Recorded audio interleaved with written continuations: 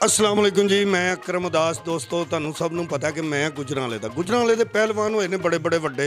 ਤੁਹਾਨੂੰ ਤੇ ਪਤਾ ਹੀ ਇੱਕ ਨਾਂ ਹੋਇਆ ਉਹਨਾਂ ਦਾ ਪੂਰੇ ਹਿੰਦ ਸਿੰਧ ਦੇ ਵਿੱਚ, ਪੂਰੇ ਪਾਕਿਸਤਾਨ, ਪੂਰੀ ਦੁਨੀਆ ਦੇ ਵਿੱਚ ਉਹਨਾਂ ਦਾ ਨਾਂ ਹੋ ਗਿਆ। ਗੁਜਰਾਂਵਾਲੇ ਦੇ ਪਹਿਲਵਾਨ ਹਰ ਮਹੱਲੇ 'ਚ ਖਾੜਾ, ਹਰ ਮਹੱਲੇ ਦੇ ਵਿੱਚ ਜ਼ੋਰ, ਹਰ ਮਹੱਲੇ 'ਚ ਹੱਥਾਂ 'ਚ ਹੱਥ ਪਏ ਨੇ। ਹਰ ਬੰਦਾ ਸ਼ੌਕ ਰਿਹਾ, ਹਰ ਬੰਦਾ ਪਹਿਲਵਾਨ ਖਾ ਰਿਹਾ ਤੇ ਖਾ ਰਿਹਾ। ਬਸ ਸਿਰਫ ਇਹਨਾਂ ਦਾ ਕੰਮ ਹੈ ਕਿ ਖਾਣਾ ਤੇ ਪੀਣਾ।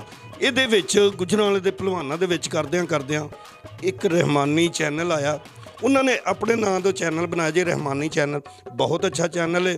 ਉਹਨਾਂ ਨੇ ਵੈਲਫੇਅਰ ਚੈਨਲ ਬਣਾਇਆ, ਮਦਦ ਕਰਦੇ ਨੇ ਲੋਕਾਂ ਦੀ। ਹੋਸਪਿਟਲ ਨੇ, ਕਾਫੀ ਡਿਸਪੈਂਸਰੀਆਂ ਨੇ। ਉਹਦੇ ਨਾਲ ਮੈਨੂੰ ਇੰਨੀ ਕੁ ਖੁਸ਼ੀ ਹੋਈ। ਤੁਸੀਂ ਵੇਖ ਰਹੇ ਹੋਵੋਗੇ ਮੈਨੂੰ ਪੱਗ 'ਚ ਜਾਂ ਹਾਰ ਪਾਇਆ। ਮੈਂ ਕੋਈ ਕੁਸ਼ਤੀ ਨਹੀਂ ਜਿੱਤਿਆ, ਨਾ ਮੈਂ ਕੋਈ ਮੈਚ ਜਿੱਤਿਆ। ਇਹ ਸਿਰਫ ਇਸ ਲਈ ਹੈ ਕਿ ਰਹਿਮਾਨੀ ਪੱਗ ਉਹਨਾਂ ਦੀ ਆਪਣੀ ਪਹਿਚਾਣ ਇੱਕ, ਇਹ ਮੈਂ ਸਿਰ 'ਤੇ ਬੰਨੀ ਹੈ। ਮੈਨੂੰ ਵੀ ਭਾਵੇਂ ਜੋ ਮਰਜ਼ੀ ਕਹਿ ਲਓ, ਲੇਕਿਨ ਮੈਂ ਤੁਹਾਨੂੰ ਦੱਸਾਂ ਹੈ ਮੈਂ ਗੁਜਰਾਂਵਾਲੇ ਦਾ। ਗੁਜਰਾਂਵਾਲੇ ਦਾ ਕੋਈ ਵੀ ਕੰਮ ਹੈ ਅੱਛਾ। Likey